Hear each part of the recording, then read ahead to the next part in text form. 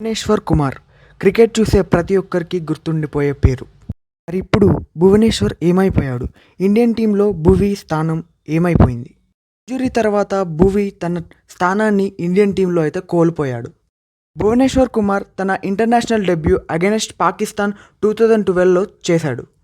And తన last ODI match ఇండియాతో ఆడింది ఎప్పుడు అంటే against south Africa 2022.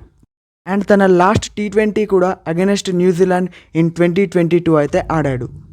2019లో world cup తర్వాత భువీకి ఇంజురీ కావడంతో క్రికెట్కి కొంతకాలం అయితే దూరం అయ్యాడు.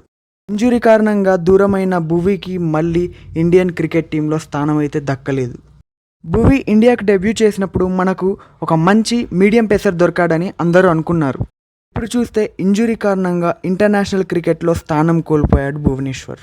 భువీని సెలెక్ట్ చేయాలని ఎంతమంది కోరుకుంటున్నారు? కామెంట్ చేసేయండి. ఛానల్ని ఇప్పుడే సబ్స్క్రైబ్ చేసుకోండి.